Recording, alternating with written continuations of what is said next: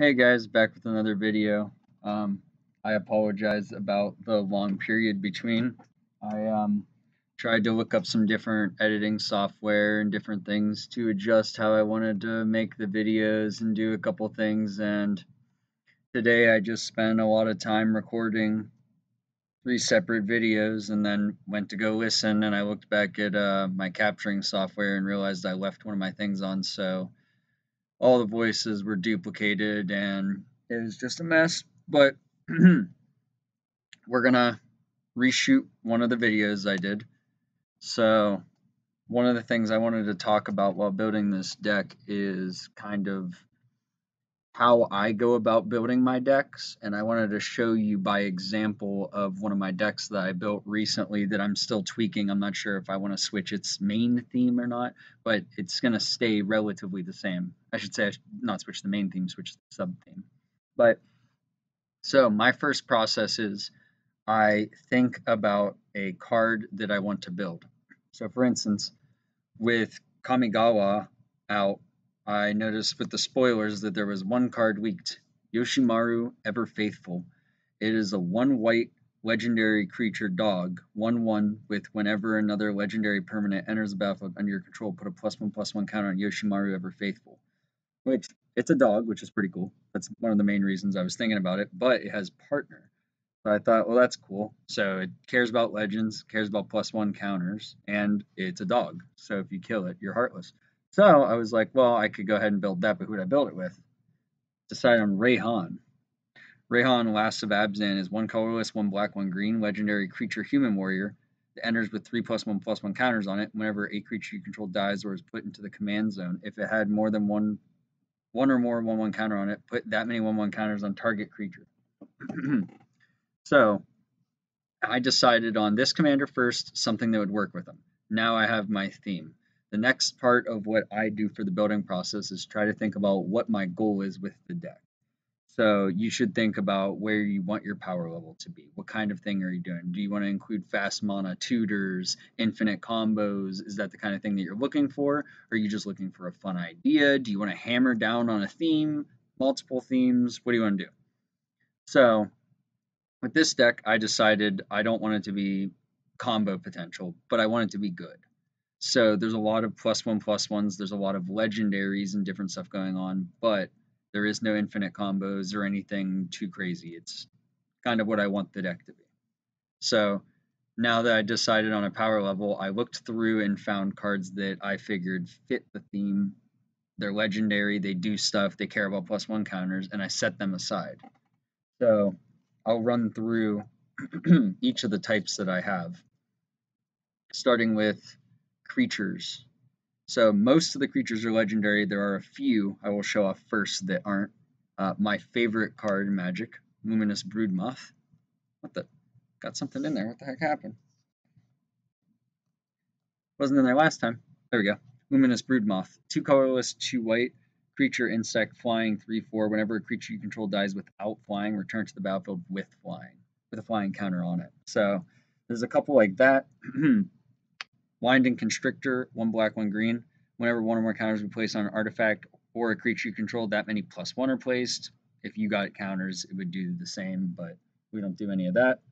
And Conclave Mentor, 1 green, 1 white. If 1 or more 1/1 counters be put on a creature control, that many +1/+1 counters are put on it instead.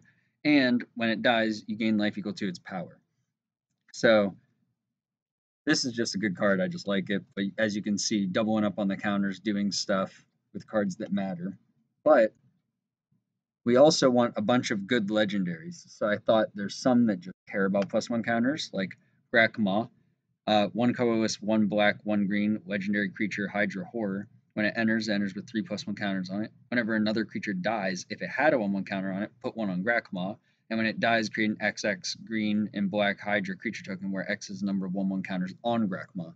So this is nice because if someone were to wipe the board, I still end up with a big creature. Plus, Reyhan can move those counters around, and there's other things that we could do. So pretty helpful. Drizzt Do'Urden, 3 colorless, 1 green, 1 white. Legendary creature, Elf Ranger, 3/3 double strike. When it enters the battlefield, you create Grimvar, a legendary 4/1 green cat creature token with trample. And whenever a creature dies, if its power is greater than Drizzt's power, you put a number of 1/1 counters on Drizzt equal to the difference. So if someone were to say, hey, I'm going to blow up your commander, well, okay, I'll just put all those counters basically onto Drizzt. We have Kethis, the Hidden Hand. 1 white, 1 black, 1 green. Legendary spells cost 1 less, and you can exile 2 legendary creature cards from your graveyard until the end of turn. Each legendary card in your graveyard gains. You may play this card from your graveyard. So each legendary card really matters because we have a couple lands that could possibly get put into the graveyard that we can then play, and obviously the creatures, which is very helpful. Embros, Dean of Shadow, 2 colorless, 2 black, legendary creature, human warlock. You can tap it, put a +1 counter on another creature you control, and then Embros will deal 2 damage to that creature. Basically, as long as it's stronger than 2, you'll just get a +1 counter on it. Or you could do it to another creature that only has 1 life and kill it. And also, whenever a creature you control dies with a +1 counter on it, you draw a card. So he's pretty helpful.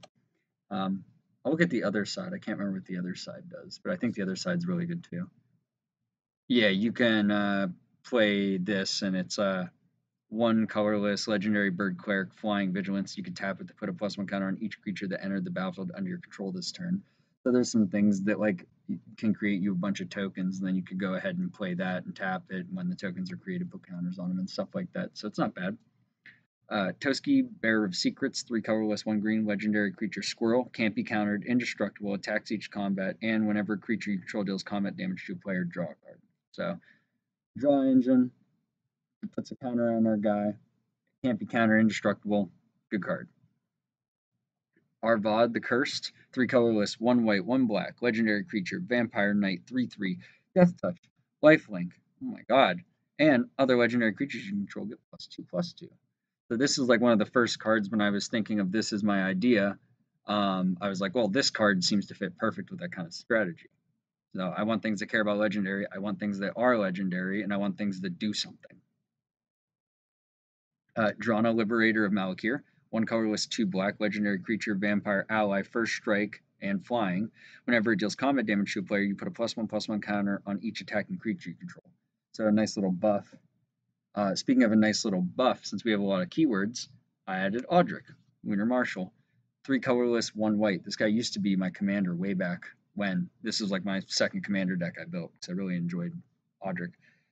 He's a human soldier 3/3. At the beginning of combat, creatures you control gain first strike until the end of turn if a creature you control has first strike. So basically, if one creature has first strike, pass it on to everybody. But that's also the same for flying, death touch, double strike, hex, proof, haste, indestructible, lifelink, menace, reach, skulk, trample, and vigilance. So just a nice card if you have it out. If something has flying, guess what? No, my dog got flying. I got vigilance, now my dog got vigilance. Lae'zel, Valkith's champion, 2 colorless, 1 white, legendary creature, Gith warrior, 3/3. It says if one or more counters we put on a creature you control, that many +1 of that kind are put on it instead. So very nice. We don't put a lot of other counters on a permanent. We do the flying, I guess, with Broodmoth, but I mean, I don't think that's ever going to become an issue where I need 2 flying counters on my creature. Miri the Curse, 2 colorless, 2 black, legendary creature, vampire cat, flying, first strike, and haste. Whenever it deals combat damage to a player, put a +1/+1 counter on Miri the Cursed. So this is a good example of a card. I like it. It's Vampire Cat. It does what I need it to. It can get through. It puts counters on. But this is the kind of stuff when I build a deck that I throw this in here. I see how it plays out. When I find upgrades or better creatures or things that make sense, this could be a card that gets removed. Another card that could get removed is Savala, Explorer Returned. 1 colorless, 1 green, 1 white, legendary creature, Elf Scout, 2/4, as Parlay. So you tap it, each player reveals the top card of his or her library. For each non-land card revealed that way, add a green, your mana pool, gain a life, and then everybody draws that card. I just like it. It gives me mana. It allows me to get an advantage on a card. It's legendary, so it gets a counter, so it's kind of all in the same camp. All the legendary creatures I wanted in this deck either affect other people, help me out in some way, or place counters. Like Shadrix, Silver Quill. 3 colorless, 1 green, 3 colorless, 1 white, 1 black. Legendary creature, Elder Dragon, flying, double strike. At the beginning of combat on your turn, you may choose 2. Each mode must target a different player. So you can either give someone a 2/1 Inkling with flying, draw a card, lose a life, place a counter on each creature they control. This just says you may choose 2. So what you would want to do is just, if you're going to do both of them, give it to someone that you don't care about, and then obviously put a +1 counter on each creature you control, help your whole board get better, or draw a card when you need to. Rishar, Pima Renegade, 2 colorless, 1 green, legendary creature, elf, druid, 2/2. When it enters battlefield, put a 1/1 counter on each of up to 2 creatures. And now, each creature you control with a counter on it has tap, add 1 green to your mana pool. Pretty crazy. Especially because all of our other stuff are already going to have counters on it. So you could play him and then use everyone else as a green mana dork to help out. Zavala, Heart of the Wild, 1 colorless, 2 green, Elf Scout, 2/3. Whenever another creature enters the battlefield under your control, if it has the greatest power, you draw a card. It's not really relevant for this. The bottom part's the relevant part. Pay 1 green, tap it, add X mana in any combination of colors to your mana pool, where X is the greatest power amongst creatures you control. So it's a very good mana dork. Another thing we do is things like Anara. We have a couple cards that are similar. As long as it's your turn, commanders you control have indestructible. So just a very nice card to have out for these 2, plus puts a counter. So why not? Ronick Scavenging Sentinel, 2 colorless, 1 green, 1 white. I believe we have the other partner in here. I can't remember if I've already shown it or not. But it's a 3/3 Hyena Beast with Vigilance. When it enters the battlefield, exile another creature you control until it leaves the battlefield. When you do, distribute X 1/1 counters amongst any number of target creatures, where X is the exiled creature's power. So, just a good card. Makes sense with +1s. It's legendary. Kolvori, God of Kingship, 2 colorless, 2 green. As long as you have 3 or more legendary creatures, Kolvori gets +4/+2 as Vigilance. You could pay 2, tap it, look at the top 6 cards, reveal a legendary creature card from among them, put it in your hand, put the rest in the bottom of the library in a random order. Isa Glorious Resurrector. Really like this card. 2 colorless, 2 black, human wizard, 4/4. If a creature an opponent control would die, exile it. At the beginning of your upkeep, put all creature cards exiled with Kisa onto the battlefield under your control. They gain decay. So this is really nice when you're going up against different people that are doing different strategies. Maybe they're sacking. Maybe someone else kills their creature. Well, guess what? Go ahead and take that. This is a card I was going to build a CEdh deck around, but I decided it fits in here. Really like the art. Plus, I mean, it's an elephant. Like, looks great. Hamza, Guardian of Arashin.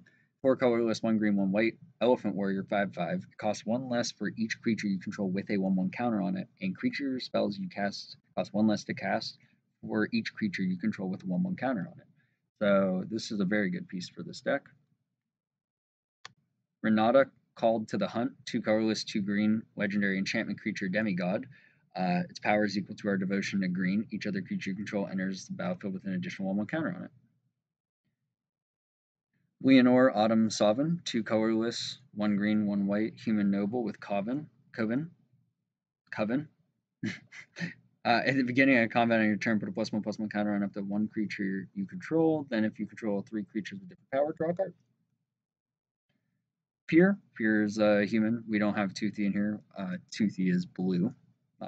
But Fear works perfect in this deck because if one or more counters be put on a permanent your team controls, that many +1 of those counters are put on it instead.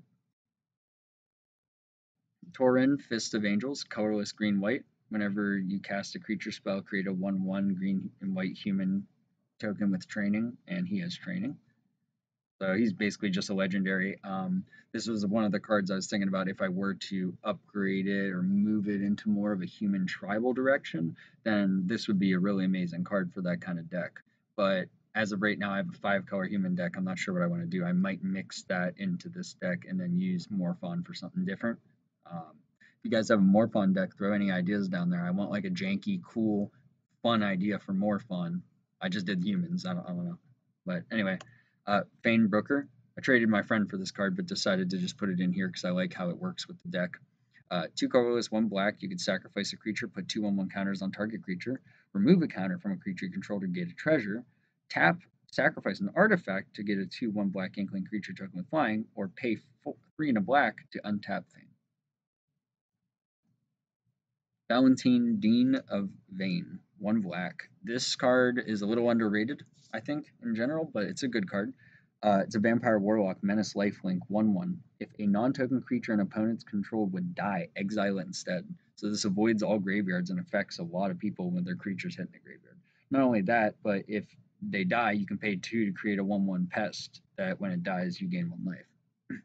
The other side, I think it puts +1/+1 counters on a creature when you gain life. I'm pretty sure. Whenever you gain life, you may pay 1. If you do, put a 1/1 counter on each creature you control, and those creatures gain trample until the end of turn. It's not bad, but we don't have a lot of life gain at instant speed to be able to utilize that, so you're probably going to use them on this side more. I mean, he's a 1-drop, you'll play this after you play Yoshimaru, of course, but good card. Yasharn, Impactable Earth, 2 colorless, 1 green, 1 white, elemental boar, 4/4. When it enters, you search for a basic forest, basic plains, shuffle your library, put those cards in your hand. Players can't pay life or sacrifice non-land permanents to cast spells or activate abilities. So a good little control card. Another good little control card for this deck is Kenoros, Hound of Aetherius. It's 1 colorless, 1 white, 1 black. Hound is Vigilance, Menace, Lifelink, 3/3. Creature cards and graveyards can't enter the battlefield. Players can't cast spells from the graveyard. So just a good card. If we have Audric out, this thing does work.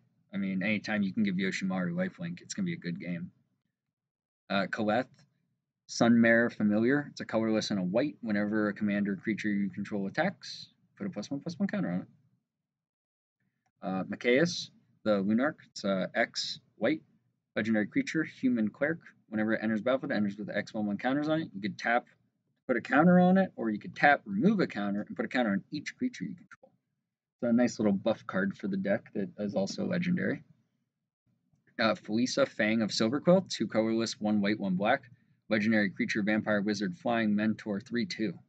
Whenever a non-token creature you control dies, if it had counters on it, create X 1/1 tapped 2 white, black Inkling creature tokens with flying, where X number of counters on it. This card is one that I traded for and I just added. I haven't played it yet, but this seems like an amazing card because someone goes, I'm going to kill Yoshimaru. It died. It had counters on it. You could remove the counters to a different thing, but still get all the tokens.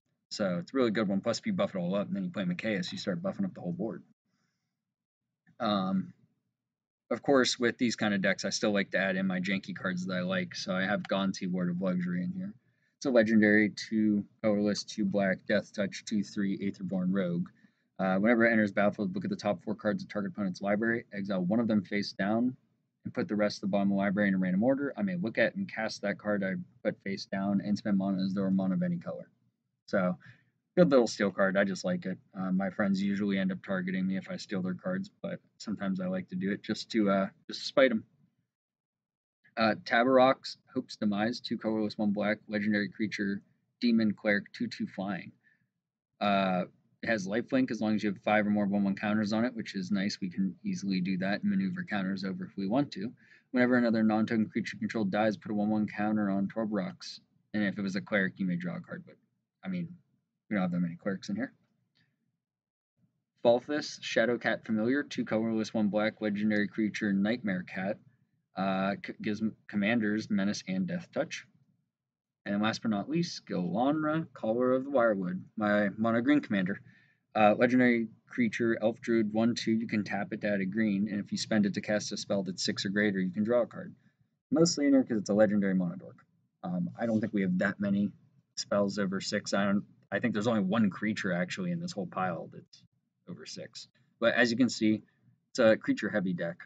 I think there's like 38 creatures or something in the deck. They all do what we want. They all make sense. So that's the meat and potatoes of the deck. I'll run through some of the spells and stuff like that pretty fast, and then I'll run through the land base cards that do matter. So Rushed Rebirth. I don't think enough people play this card. I think it's an amazing card. I'm not sure why I never see people play it, but if you have a black-green deck, I would highly consider adding this to your deck. It's an instant. You get to choose target creature. When that creature dies, you get to search your library for a creature card with lesser converted mana cost, or lesser mana value, I should say, and put it on the battlefield tapped. So, I mean, even at worst, if someone goes, I'm going to kill Reyhan, you go, okay, I'll play this. I'll go search for a 2-drop or a 1-drop and put it down. And we have a lot of 2-drops that as soon as they hit the battlefield, they change the game. They double the amount of counters we can place and different stuff like that. This card is in every black-green deck I own. Goryo's Vengeance, 1 colorless, 1 black, instant Arcana, but that doesn't matter. At least in this deck, it doesn't. Return target legendary creature card from your graveyard to the battlefield. That creature gains haste, exile at the beginning of the next end step. So this is nice if we need to cheat something out as a blocker to help us outlive. If we need to play one of our pieces to help control the board down, like make it so you can't cast spells from graveyards and stuff like that, and we see somebody's going to do that, we could play it in response and kind of fizzle them out and stuff. It's got a lot of potential.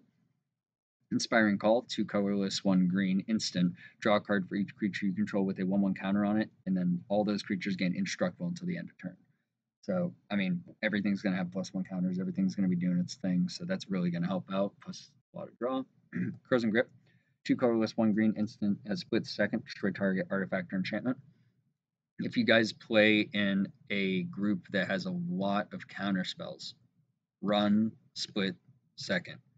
I don't see enough people run split second, but my group is very counter heavy. So I like to be able to interact and not have them have anything to say about that. Another card that's very underrated, Tragic Slip. It's 1 black, instant, target creature gets -1/-1 until the end of turn. Not so good, but if a creature's died this turn, it's -13/-13 until the end of turn. It's going to wipe out almost anything. 2 color, Utter End, 2 colorless, 1 white, 1 black, instant, exile target non-land permanent. Mythos of Nethroi, 2 colorless, 1 black. You pay a green and a white as the colorless, then you get to destroy target non-land permanent. If not, it has to be a creature. That's it for the instants. Things that care about +1 counters, removal, bringing things back, typical stuff. Ends up being fun. We'll go through the sorceries now. Primeval's Glorious Rebirth, 5 colorless, 1 white, 1 black. Return all legendary permanent cards from my graveyard to the battlefield. Very good card. You can only cast it if you have a legendary, but you're gonna. Eerie Ultimatum, 2 white, 3 black, 2 green. Return all not any number of permanent cards with different names from your graveyard to the battlefield. Gross. Search for Glory. You get to go ahead and search for a legendary card. I know it says other things on there, but you're not going to search for a snow permanent or a saga.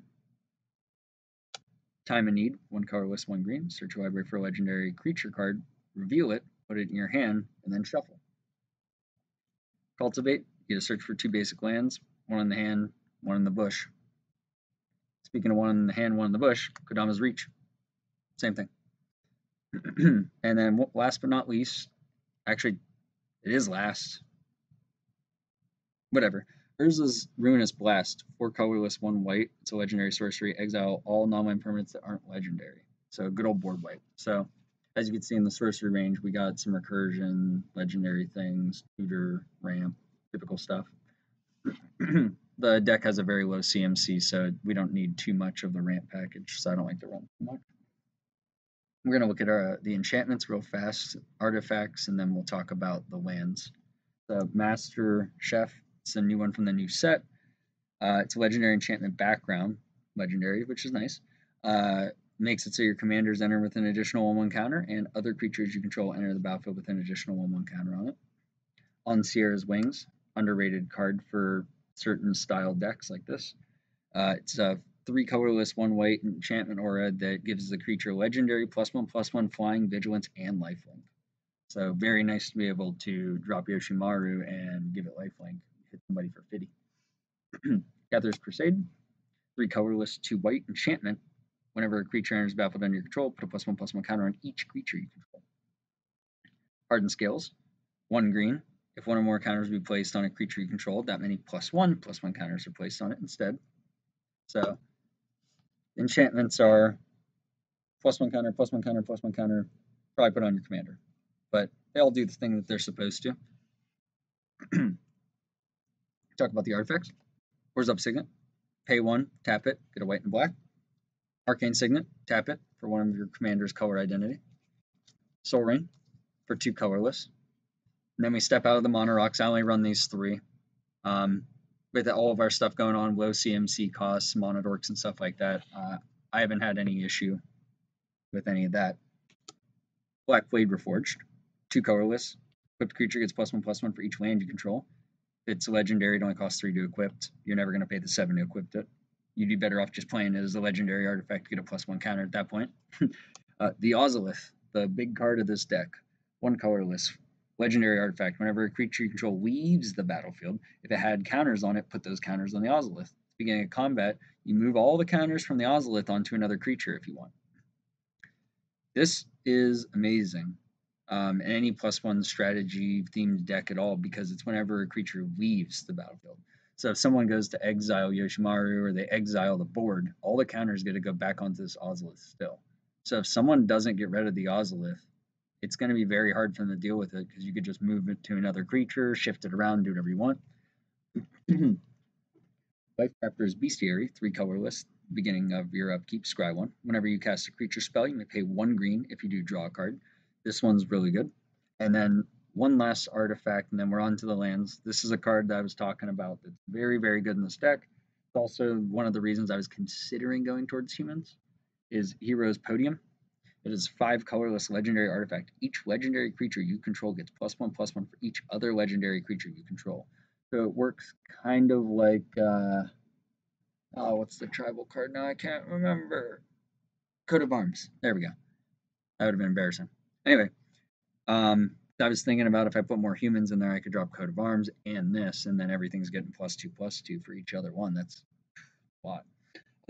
You can pay X, tap, look at the top X cards, reveal a legendary creature card from among them, put it in your hand, put the rest of the bottom library in a random order.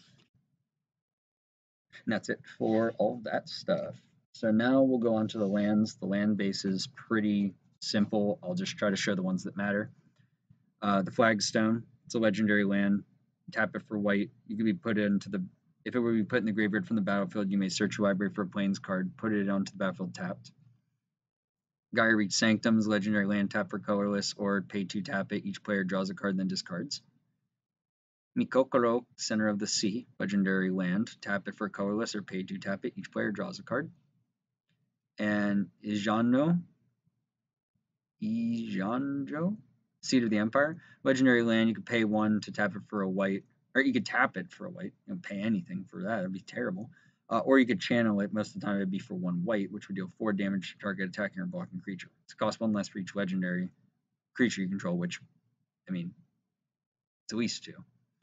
We have Animal Sanctuary, because I can put a +1 counter on the dog if I have nothing else to do and just start buffing it up. Rogue's Passage to help it get through, and then just some dual lands, basic lands.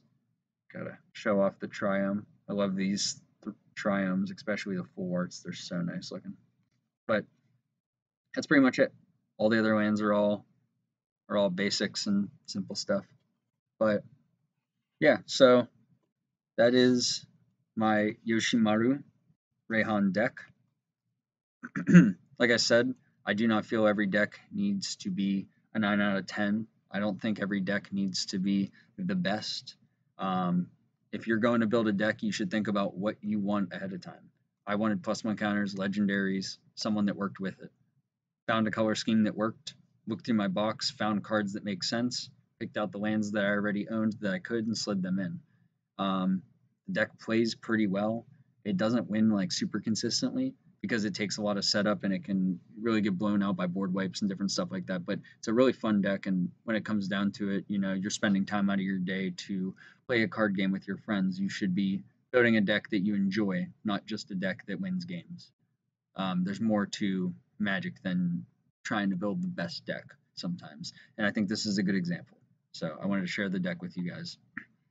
Now, this is my 4th time recording this, so I'm sorry if I seemed a little out, and I know I'm trying like a new style. I wanted to see how you guys, how maybe it would work viewership-wise if you're able to see the deck instead of me scrolling online and stuff like that.